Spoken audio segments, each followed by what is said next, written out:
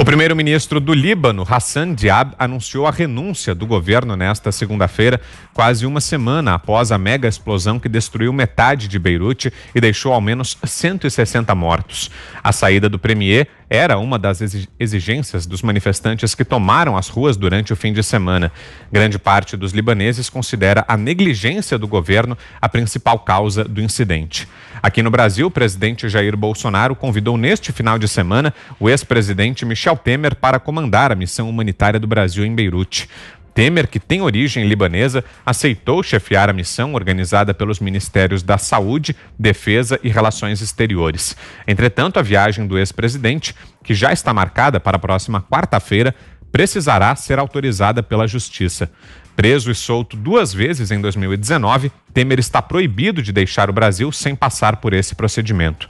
Depois de ser liberado da segunda prisão, o Superior Tribunal de Justiça impôs ao ex-mandatário a proibição de manter contato com investigados, de se mudar, deixar ou se ausentar do país sem autorização, a entrega dos passaportes, entre outras medidas cautelares. Muito já se fala no cenário político sobre essa possível aproximação entre Bolsonaro e Temer. Vale lembrar que, de maneira discreta, o ex-presidente tem atuado como uma espécie de conselheiro político para Jair Bolsonaro. E para falarmos mais sobre a situação no Líbano, temos um convidado agora, está conosco aqui mais uma vez em Os Pingos nos Is, o professor Manuel Furriela, que é professor de Relações Internacionais da FMU, a quem eu cumprimento agora. Boa noite, professor. Seja bem-vindo mais uma vez. Boa noite.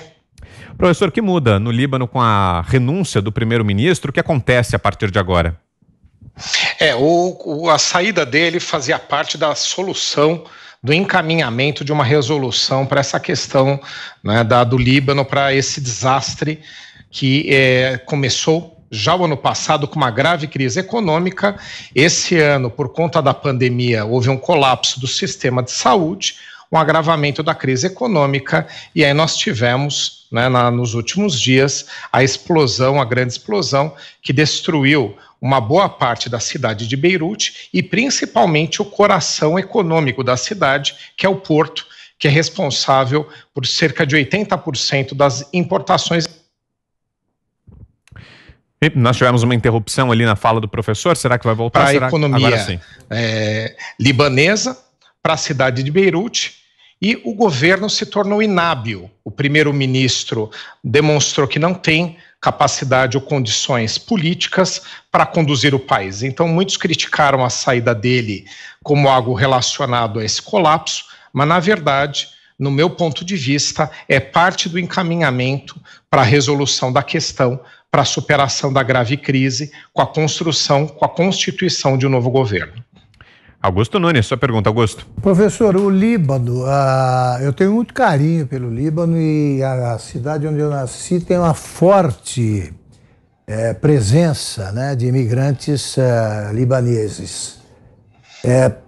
A gente conversa com esse pessoal e eles têm a nostalgia do período em que o Líbano era realmente uma ilha, parecia, né, uma ilha de paz ali numa região historicamente tumultuada. Tinha um equilíbrio precário, mas estava fora dos conflitos armados que frequentemente rompiam na região. Até que organizações terroristas passaram a agir diretamente no Líbano, outros países também interferiram. Existe solução, na visão do senhor, para o Líbano? Qual seria a fórmula da paz? Realmente concordo contigo, o Líbano teve altos e baixos, né? Você encontra até expressões aí clássicas, né, que o Líbano era a Suíça do Oriente Médio, Beirute pareceu muito com a cidade de Mônaco, inclusive uma cidade muito rica, muito próspera. Então o Líbano sempre foi associado com esses períodos de altos e baixos, porque realmente tem um povo incrível, tem uma grande influência na sociedade brasileira, principalmente de São Paulo. Muitas pessoas têm ascendência libanesa, né, vários políticos, médicos, personalidades das mais destacadas em toda a sociedade. Então, é uma sociedade que realmente construiu e tem capacidade de construir, né, uma grande evolução para todos os lugares onde eles passam, né, e principalmente no seu próprio país. O problema é que o Líbano, a partir dos anos 70, ele começou a receber um grande fluxo de refugiados de vários países, principalmente refugiados palestinos, e agora nos últimos anos muitos, milhões de refugiados, principalmente da Síria. Isso desestabilizou politicamente o Líbano. Então você teve a confluência de vários grupos religiosos em disputa pelo poder e muita interferência externa por conta dos interesses decorrentes desses fluxos de refugiados e desses grupos religiosos. Então você tem ali interesses de vários países, apesar de ele ser um pequeno país. Tanto é verdade que a sua última guerra civil de 15 anos teve grande influência externa, inclusive contou com uma invasão da Síria, que tentou estabilizar parte do território. Então, é realmente muito problemático. O ponto é que, nos anos 90, eles construíram um acordo extremamente importante de paz. Eles acabaram com a guerra civil e dividiram o poder, né, as três principais atribuições de poder, que é o primeiro-ministro, o presidente da República e o presidente do parlamento, dividiram entre esses grupos religiosos.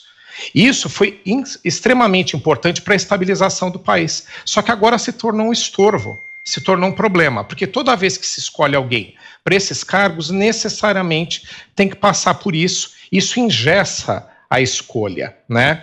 Então eu acredito que o processo de reconstrução do país e de estabilização vai ter que passar por uma reforma política para que os mandatários, aqueles que sejam escolhidos para os cargos, sejam efetivamente pelo voto popular e sejam escolhidos pelas suas atribuições técnicas, a sua capacidade. Então esse é o primeiro passo, me parece, neste momento, já que a pacificação teve esse viés que eu falei, que foi importante, mas que agora não serve mais como modelo, né, para você continuar conduzindo o país. Então eu vejo, sim, com grandes perspectivas de reconstrução, justamente por ser uma sociedade muito sofisticada, como você mesmo mencionou, Augusto.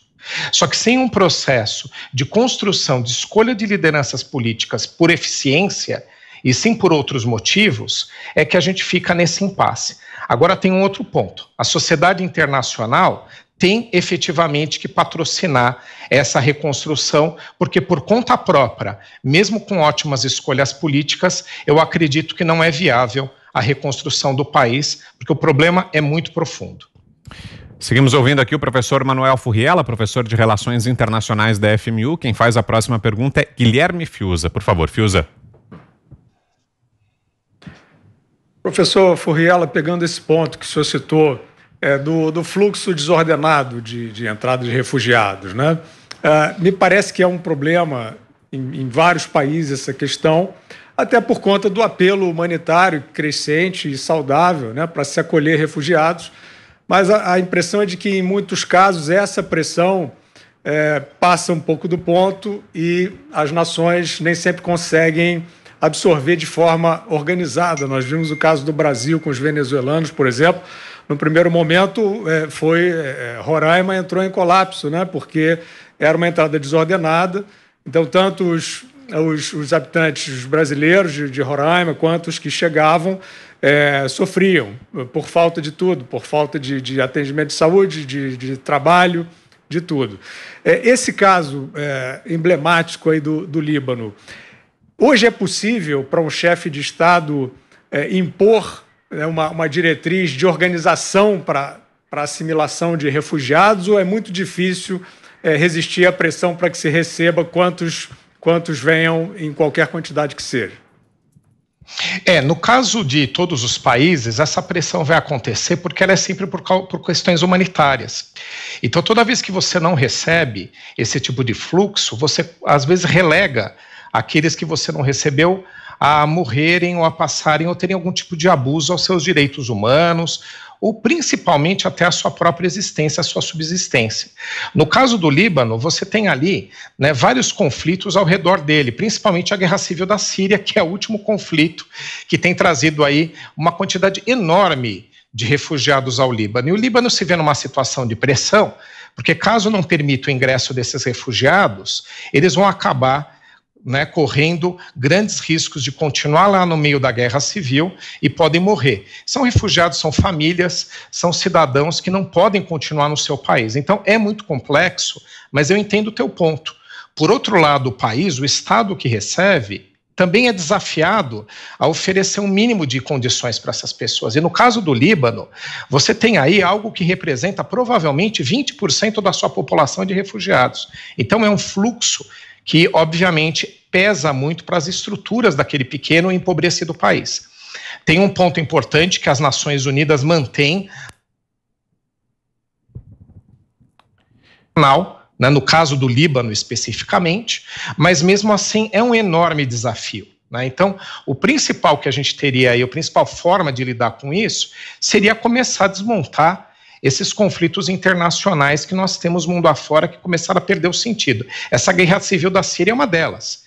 E aí, para os países empobrecidos ao redor, e principalmente ao Líbano, que tem características muito positivas, como Augusto disse, e justamente por isso que as pessoas buscam refúgio lá, porque podem, pelo menos, ficar em paz, não são perseguidas, é que nós temos uma situação onde esses fluxos não permitem com que as estruturas do país os recebam adequadamente. Então eu concordo com você, é um tremendo desafio e nós precisamos começar a desarmar essas bombas mundo afora, esses conflitos que ficam gerando aí fugas em massa, né? Acho que esse é o maior desafio. Agora, para o caso do Líbano, é um fator que ninguém pode ignorar. E se não vier uma robusta ajuda internacional, já estou dizendo aqui, podem ter certeza que tanto esses sírios e palestinos que vivem lá, aos centenas de milhares, como até mesmo os próprios libaneses vão começar a buscar outro destino. E a Europa está muito próxima de lá. A gente vai ter um grande fluxo humanitário em direção à Europa, principalmente, se a situação do Líbano, que tem represado esses refugiados, não for equacionada. Professor, e antes da pergunta do nosso José Maria Trindade, eu trago aqui uma informação que acaba de chegar. O presidente dos Estados Unidos, Donald Trump, há pouco abandonou uma entrevista coletiva que teve que ser interrompida e há a suspeita de que a causa dessa interrupção tenha sido um tiro. Essa informação ainda está sendo checada, ainda estamos apurando, averiguando exatamente o que aconteceu, mas há a suspeita de que um tiro tenha sido disparado, provocando a interrupção dessa entrevista coletiva do presidente americano, Donald Trump, agora há pouco na Casa Branca. Daqui a pouco traremos mais detalhes a respeito disso. José Maria Trindade, sua pergunta, Zé. Pois é, professor, sobre esta chegada de refugiados em todos os países, isso atualmente tem representado riscos e tem um conceito novo, né, de domínio territorial na paz, ou seja, nesse processo de transferência de pessoas e tudo mais. Mas este é um momento em que o Líbano está sendo olhado com uma lupa, né, o mundo inteiro está de olho lá, exatamente por conta desta explosão. Nós estamos cientes, né, de que na história da humanidade, às vezes, ações que não têm nada a ver com o curso político da história acabam provocando mudanças muito drásticas. É o caso, por exemplo, da tomada da Bastilha, que provocou a Revolução Francesa, era um presídio, e isso acabou eclodindo porque agitou e tal. A minha pergunta para o senhor é o seguinte: esta explosão, a explosão em si, a atenção da comunidade econômica internacional e as reações internas, quer dizer, a explosão pode mudar politicamente o Líbano? Eu acredito que sim, porque ela expôs internamente para o próprio governo, tanto é que ele caiu, né, expôs internamente a sua incapacidade de gerenciar o país. Essa incapacidade vinha dos últimos anos, como eu mencionei. Já no ano passado, o Líbano vivia uma profunda crise econômica. Esse modelo que eu disse para vocês de divisão de poder, não estou aqui criticando porque ele foi importante em um determinado momento de pacificação, né? Ele fez parte do processo. Só que hoje em dia ele não é capaz de gerenciar o país. Então eu acredito que internamente a população vai cobrar, né, uma nova construção de uma nova forma de governo, não só com novas pessoas, mas uma nova estrutura. Isso vai vir internamente. É uma sociedade que tem aí uma grande parte da sua população com um sofisticado conhecimento cultural. É conhecido isso daí, foi mencionado aqui pelo Augusto Nunes, né? Isso daí é reconhecido em todo mundo. Eles têm que internamente buscar essa saída. Eu acredito que agora vai ser o caminho. Até mesmo porque essa explosão, ela faz parte também, né, de um fator ligado à corrupção, de uma incapacidade do governo de fiscalizar, né? Veja só como é que você tinha esses elementos armazenados em milhares de toneladas naquela região, colocando em risco toda a cidade como colocaram. A gente viu, foi devastador, parecia uma explosão nuclear. Né? Como que você armazena daquela forma? Isso tudo mostra uma incapacidade de gestão do governo local e do governo nacional. E internacionalmente, a comunidade internacional sabe que precisa socorrer o Líbano, senão vai sofrer com um fluxo de refugiados aos milhões, conforme eu mencionei, e porque o Líbano, se continuar da forma como está desestabilizado, vai continuar sendo berço de muitos grupos acusados de terrorismo, como também foi mencionado aqui por vocês. Então agora é o grande momento de transformação do Líbano, é o grande momento da população, né, dos grupos nacionais se organizarem e da pressão internacional vir para que justamente novo arranjo seja construído e para que o Líbano não seja novamente um berço de grupos acusados de terrorismo, um fator de instabilidade numa região que já tem tantos problemas. Agora é uma grande hora, por isso que eu não tenho criticado a queda desse governo, porque eu já o conhecia de muito tempo atrás, inclusive do ano passado. Já vinha sinalizando que efetivamente era inviável a sua continuidade, ele não tem capacidade de gestão. Sim. Agora, então, caiu no momento de grande modificação. Eu vejo, sim, como um momento de ruptura da estrutura atual. Ok, agradeço muito aqui, então, ao professor Manuel Furriela, professor de Relações Internacionais da FMU, esteve conosco aqui em Os Pingos nos Is. Obrigado pela entrevista, professor. Boa noite, ótima semana por aí. Boa noite. Agora são 7h11. Bom, e a gente falava agora há pouco sobre essa aproximação entre o presidente Jair Bolsonaro e o ex-presidente Michel Temer, que teria resultado na missão humanitária que agora Temer vai chefiar em direção ao Líbano. Eu queria ouvi-lo, Zé Maria, a respeito disso. É isso mesmo que tem acontecido, Zé? O presidente Jair Bolsonaro, de fato, tem se aproximado do ex-presidente Michel Temer, Zé? Temos 2 minutinhos. Tem, é uma nova postura política do presidente Jair Bolsonaro. Ele se aproxima, assim, dos tradicionais da política. É normal que isso aconteça, né? Toda a Constituição brasileira garantiu ao ex-presidente da República uma situação assim.